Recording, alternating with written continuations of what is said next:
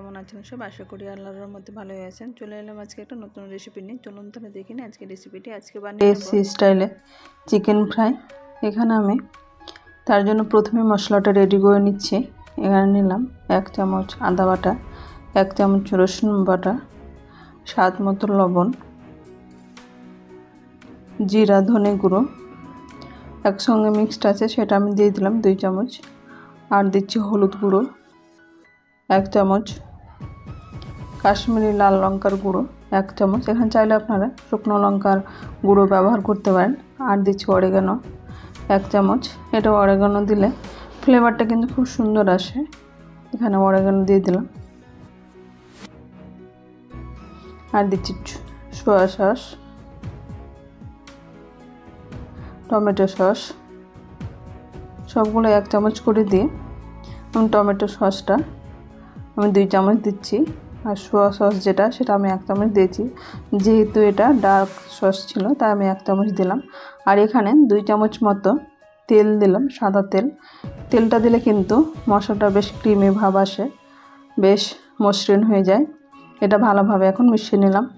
এইদিকে আমি মাংসটাকে আগে থেকে এরকমভাবে মাংসটা আমি যেমন KFC স্টাইলে বড় বড় মাংস থাকে সেরকমভাবে মাংসটা নিয়ে এখানে দই, একটু লবণ দিয়ে এটা জল দিয়ে ভালোভাবে ফেটিয়ে নেওয়ার পরে মাংসটা আমার 2 ঘন্টা মতো ভিজিয়ে রাখা হয়ে গেছে। এখানে 2 ঘন্টা মোটামুটি ভিজিয়ে রাখতে হবে।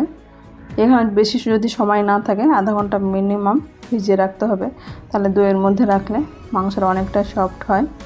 এরকমভাবে এখন দই থেকে মাংসটাকে আমি নিংড়ে উঠিয়ে নেব। এখানে কিন্তু চামড়াটা সহ আমি নিয়েছি। চামড়াটা কিন্তু অনেক নরম থাকে, এটা ছুটে যাওয়ার সম্ভাবনা থাকে, তাই একটু সাবধানে এটাকে মাখানোর সময় মেখে নিতে হবে। এখানে কিন্তু KFC স্টাইলে তৈরি করতে গেলে চামড়াটা কিন্তু নিতে হবে। চামড়াটা আমি ভালোভাবে পরিষ্কার করে নিয়েছি। এখন যে মশলাটা আমি রেডি করে রেখেছিলাম সেই মশলার রঙটা খুব সুন্দর এসছে, মশলাটা বেশ ভালো লাগছে দেখতে। এখন মশলাটা আমি দিয়ে ওটাই দিয়ে ভালোভাবে এখন মাংসটাকে মাখিয়ে নেব।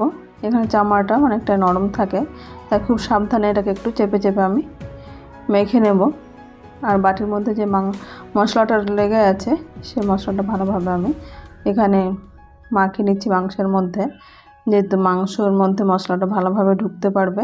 এখন একটা বড় ট্রে নিয়েছি আমি, তার মধ্যে মাংসটা ভালোভাবে এরকম আমি গুছিয়ে মশলাটাকে চেপে চেপে একটু রেখে দেব। এখানে মোটামুটি আমার 10 মিনিট মতো রাখা হয়ে গেছে। এখন এখানে আমি 1 চামচ মতো ভিনেগার, হোয়াইট ভিনেগার আছে। আর দিচ্ছি গরম মশলার গুঁড়ো, হোমমেড ভাজা মশলা। এখানে জিরা ধনে গরম মশলা সবগুলো একসঙ্গে শুকনো খোলা ভেজে নিয়ে এটা গুঁড়ো করা আছে, সেই মশলাটা দিয়ে দিলাম। এখন এটা ভালোভাবে মেখে নিয়ে মোটামুটি আমি 30 থেকে 40 মিনিট মতো রেখে দিয়েছি। অন্যদিকে ওভেনে একটা কড়াই বসে এখানে ভাজার জন্য আমি পর্যাপ্ত পরিমাণে সাদা তেল দিয়ে দিলাম। তেলটা ভালোভাবে এদিকে গরম করে নেব। এই তেলটা গরম হবে, অন্যদিকে আমি এখানে কোটিং করার জন্য আমি ময়দা নিয়েছি 1 কাপ, হাফ কাপ কর্নফ্লাওয়ার, স্বাদ মতো লবণ, ভাজা মশলার গুঁড়ো, হলুদ গুঁড়ো, কাশ্মীরি লাল লঙ্কার গুঁড়ো। এখানে জিরা ধনে এটা ভাজা মশলা আছে সেটা আমি ব্যবহার করেছি। আর দিচ্ছি অরিগানো, চিলি ফ্লেক্স, আদা রসুন। আমি এটা বাটাটা ব্যবহার করলাম। এখানে আপনাদের কাছে পাউডার থাকলে সেই পাউডারটা ব্যবহার করতে পারেন। আমি এটা দিয়ে, যেহেতু এখানে সবগুলো শুকনো আছে, এখানে পাউডারটা দিলে বেশ ভালো হয়। এখানে ময়দাটা ভিজা হয়ে যাবে, ওই জন্য আদা রসুন পাউডারটা বেটার হয়। এখন আমার হাতের কাছে এটা আছে, সেটা দিয়ে দিলাম। এখন মাংসটা এখানে আমার আধ ঘন্টা মতো এটা হয়ে গেছে। এখন ময়দাটার মধ্যে কোটিং করে নিচ্ছি, এরকমভাবে একটু চেপে নেব। আর KFC স্টাইলে যে আপনার এবড়ো খেবড়ো একটু থাকে সেই জিনিসটা কিন্তু এখানে আমি জলের মধ্যে এটাকে ডুবিয়ে নিলাম। এখানে নর্মাল জল নিয়েছি একটা বাটির মধ্যে, সেখানে ডুবিয়ে নিয়ে আবার মাংসটাকে এরকমভাবে কোটিং করে নেব।